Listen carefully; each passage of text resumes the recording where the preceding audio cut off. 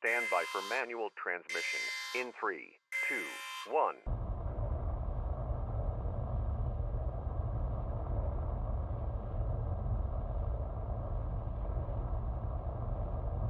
You can't take the Razorback. When you slide in her cockpit, throttle up and boost, it's like going super cruise in a lesser ship.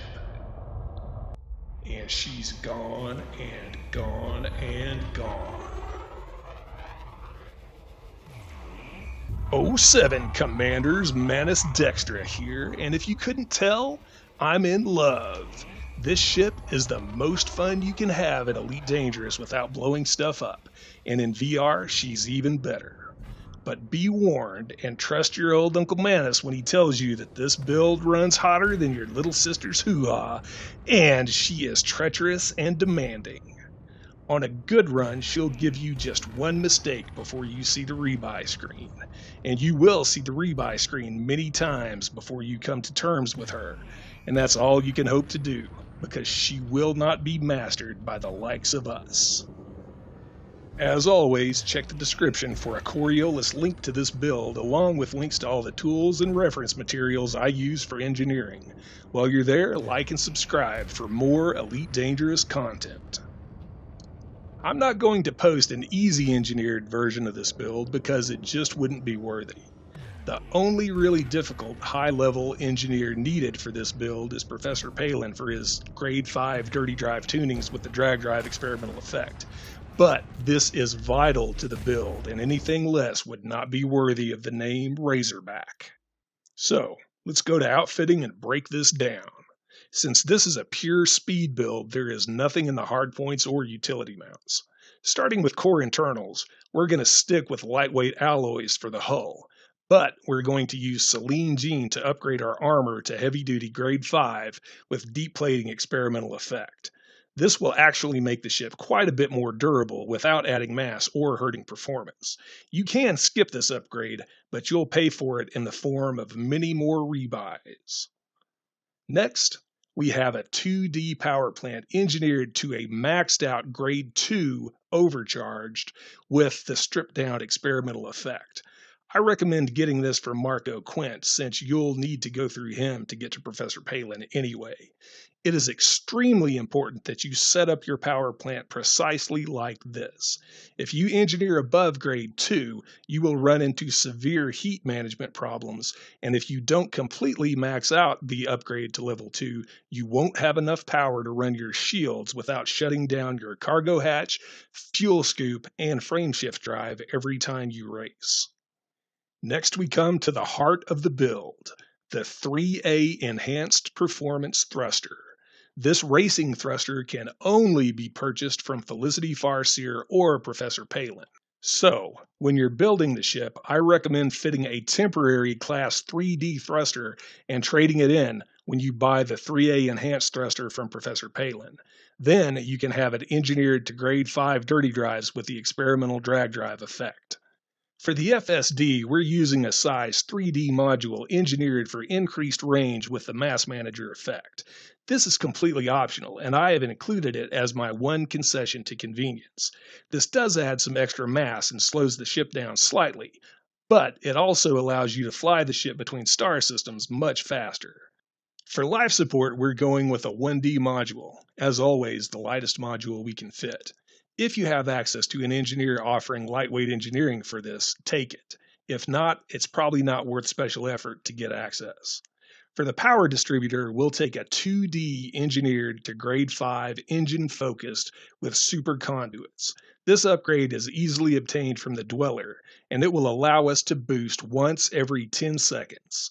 Timed properly, this should allow us to maintain velocities above about 800 meters per second, with peaks above 900 meters per second for extended periods of time.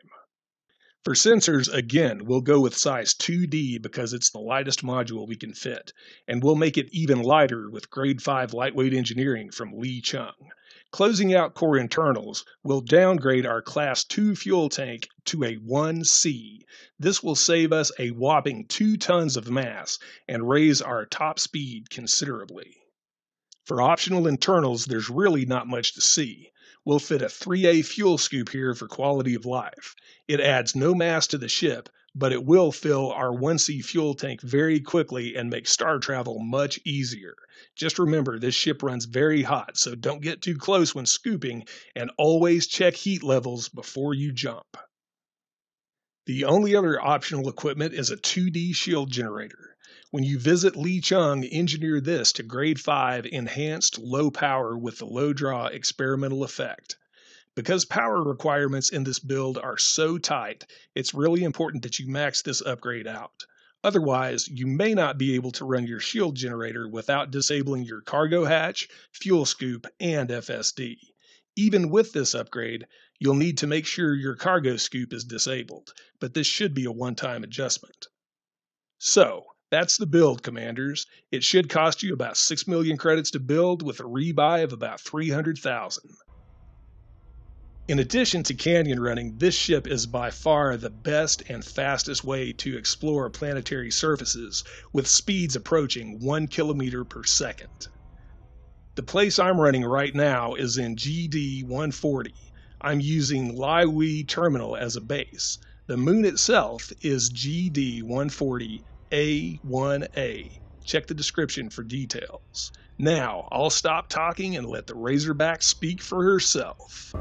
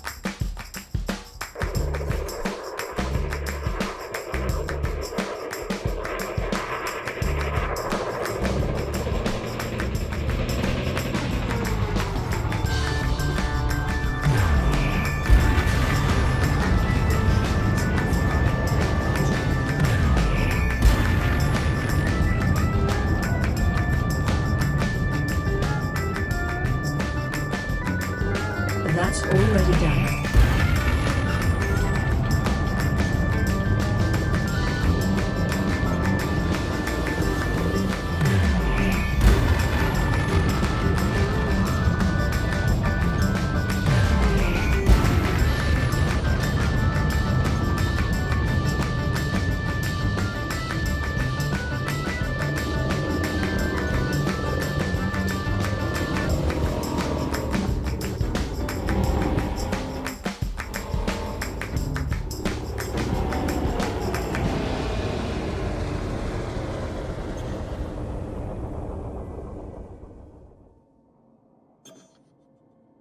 Until next time, Commanders.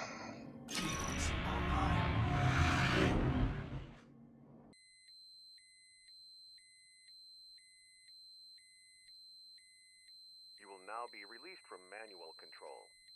Mr. Dextra thanks you for your cooperation.